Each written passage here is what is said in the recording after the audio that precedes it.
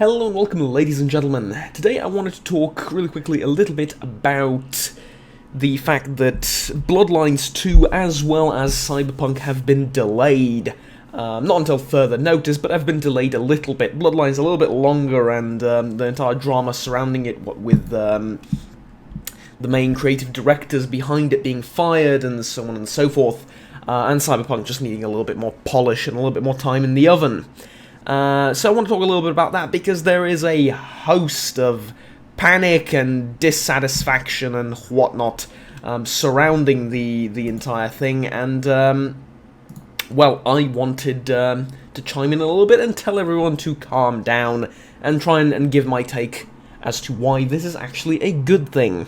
So, the game in the background is World of Tanks. I'm playing in my object, my 703-2, which is a double-barrel tank. Yes, these exist now if you haven't been in the game for a while. Anyways, this is a absolute monster game that I've had recently on Erlenberg, so I want to share this one as well. But on to, I guess first Cyberpunk, because it's the more,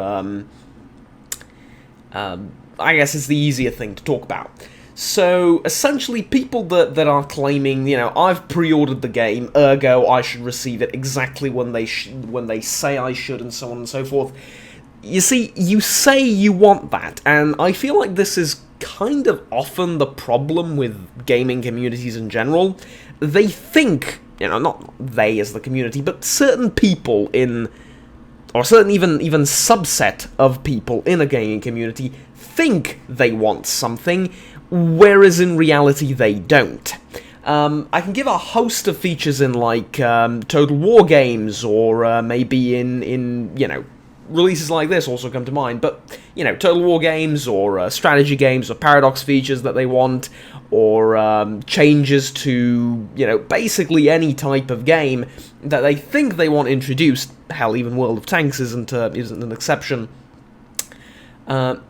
People think that would be a good idea to be introduced, but were they to actually test them out and play them for themselves, they would realize that no, that's not actually the greatest idea ever. And I say this with some confidence, being, you know, being one of those people that sometimes gets to playtest some of these ideas and, you know, play around with mods, and I even tried modding, or not even tried, but even succeeded at modding some Paradox games way back in the day, like EU3, and I had a couple of mods for EU4 as well. So basically, the key issue at hand here is you think that you want the game right now, but later down the line you will be so grateful for the extra month of development, or in the case of Bloodlines, a few extra months. And the fact that the developers are willing to sacrifice a huge amount of their own money, because delaying a game is actually way more expensive than people think. Once you fail to reach the deadline and need to extend it, that costs a huge amount of money, not just in marketing. It costs a huge amount of money to pay the people that are doing the job to, you know, do more of the job.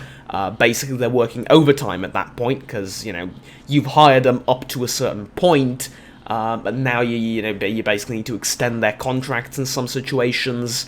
Though, you know, fair enough, most people's contracts doesn't end, most people's contracts don't end upon release, but still, in some situations you do need to extend the contract. In other situations, the publisher is gonna, you know, be extremely unsatisfied with all of that, so on and so forth. Extending a deadline costs a stupendous amount of money, and I wish it weren't so, but, you know, it simply is.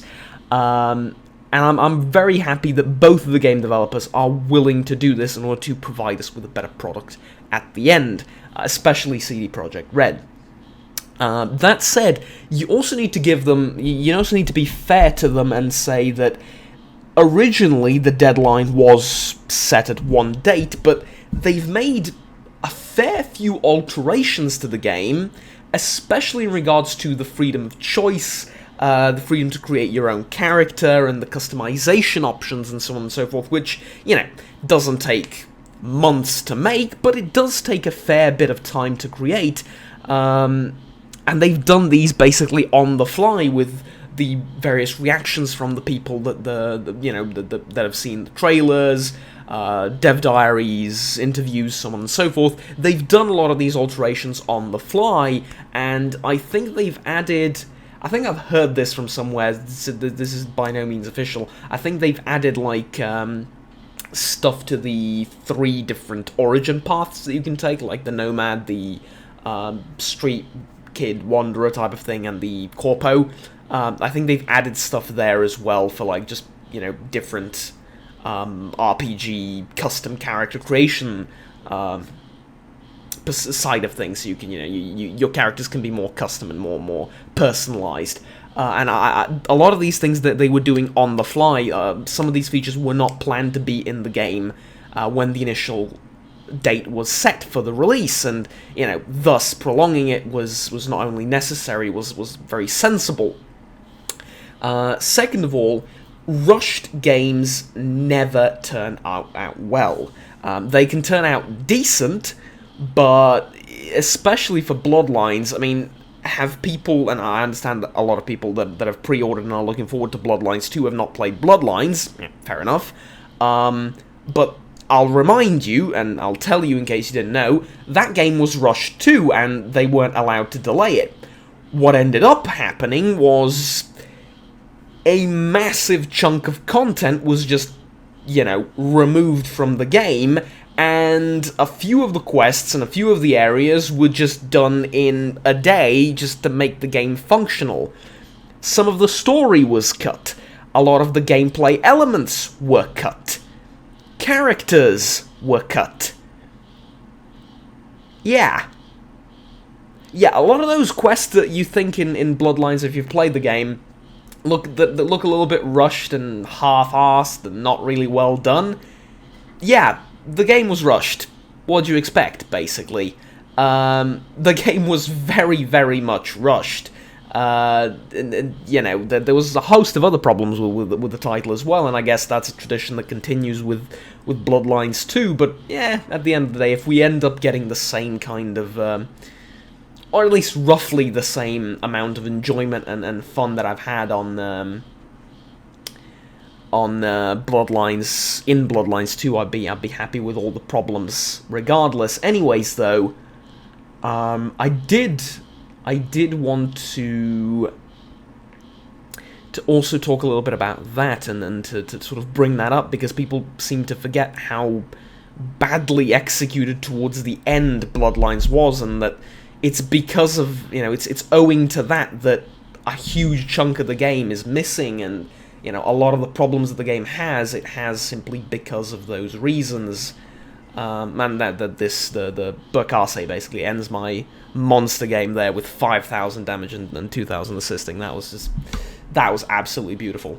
So yeah, it's great. I've pre-ordered Bloodlines, and I haven't pre-ordered Cyberpunk, which probably is a mistake in hindsight, but everyone's going to be covering Cyberpunk. Whether I do it day 1 or week 1 doesn't make much of a difference for the channel. So to that end, I decided to it will be best for the channel to cover more extensively and more in depth to cover Bloodlines. Anyways, be that as it may, though, I'm really happy, as someone who's pre-ordered it, I'm really happy that that they're willing to delay it. Now, about Bloodlines, I want to talk a little bit about that too, and then the entire drama regarding the creative directors, and basically what we can conclude is that there was a massive disagreement, obviously, between the publishers, I suppose, or between some of the staff and the, basically, key designers of the game, and a lot of the people, actually, I'm getting, like, some people said most, some people said all of the developers from the original Bloodlines have been fired,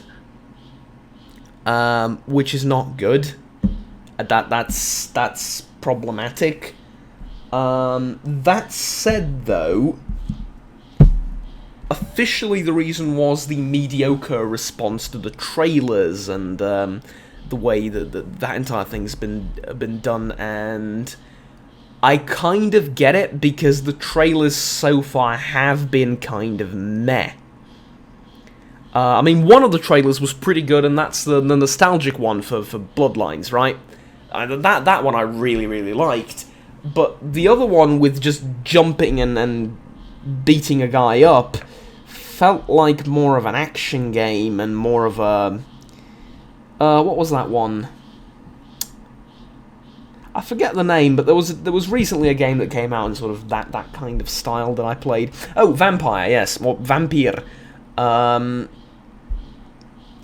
Yeah, it felt more like that game than Bloodlines and then a vampire game, and I don't know. Some of the trailers were kind of meh, and well, there are some design decisions, both in the setting, in the character design, and some very, very worrying tweets and notes and, like, bits of lore that were published from the game that, you know, made me think, okay, this isn't going down the Bloodlines path and lore, this is going down the newer lore of Vampire, which has been nothing short of atrocious most of the time, with vampires having more focus on World War II politics and modern-day gender issues than, you know, being creatures, blood-sucking creatures of the night. If the most important thing about a vampire character is how he dresses and what the preferred gender of his victims is, there's a serious problem with the game. In a vampire, I mean, call me, you know, backwards and conservative and whatever, but I, for one, believe that in a vampire game, the main focus should be, well, the frickin' elephant in the room, with fangs, red eyes, and a serious need to drink blood, right? If you're gonna put real-world politics into it and make that the focus of every single character sheet, clan, design decision, quest, and NPC, well, there's a problem. And there's a reason, you know, people are way more excited about Cyberpunk, and especially true, and this was made especially true when the game devs said, you know what, we're not going to do any politics in the game real world, we're taking you into escapism, we're taking you into 2077, deal with politics there, right? There's stuff there that you need to deal with, there's issues there, we're not going to put in 2020 modern political problems and elections and stuff like that into a game, into a role-playing game from 2077 and a alternative future. Well, maybe not even alternative, knowing how, you know, the world's going nowadays, but, you know, into a fictional universe. And I have a huge amount of respect for them, and that's kind of what I wanted to mention in the video too.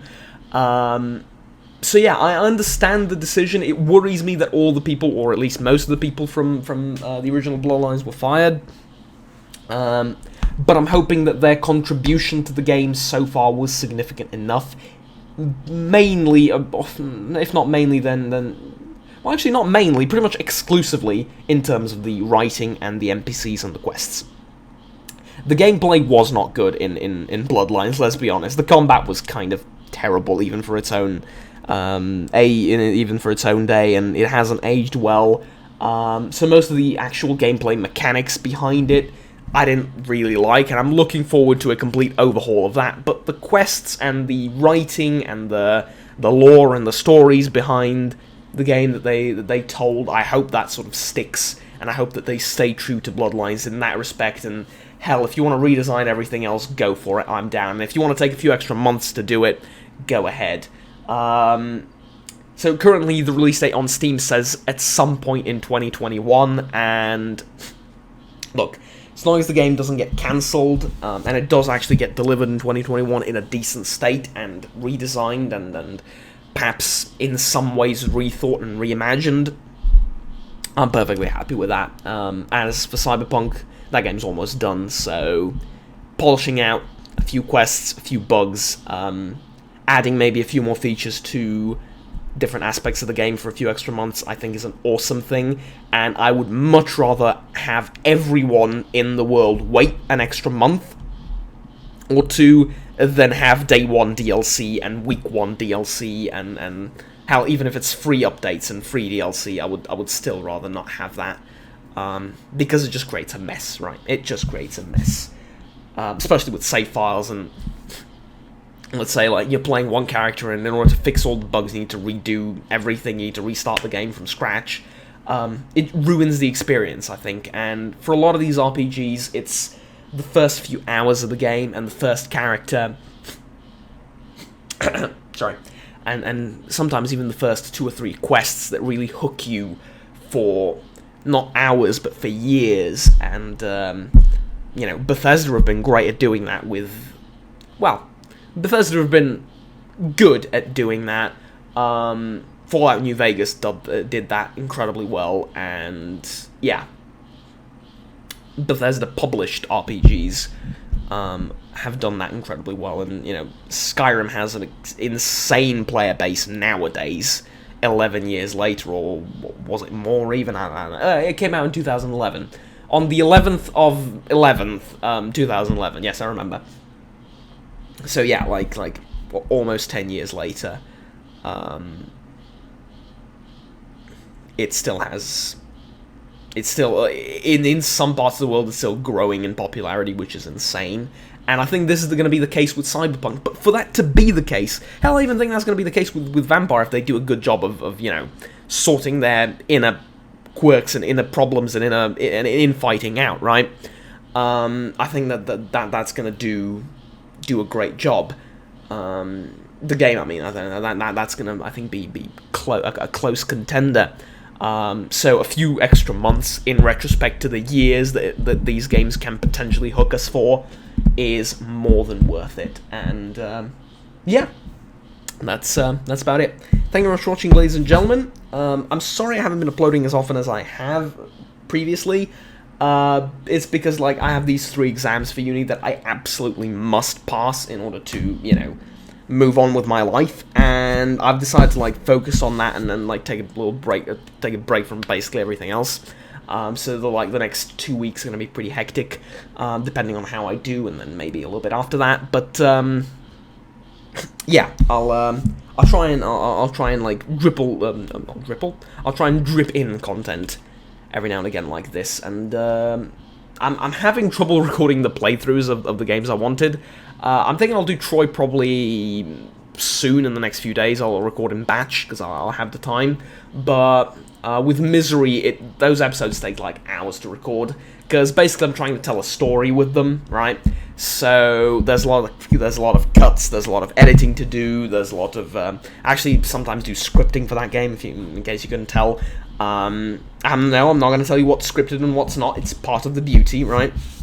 But some of it is like me just retrying over and over again until I get the exact scenario that I want, that's going to, you know, provide for the most entertaining content, and sometimes I just want to get through a level or get through a quest, so.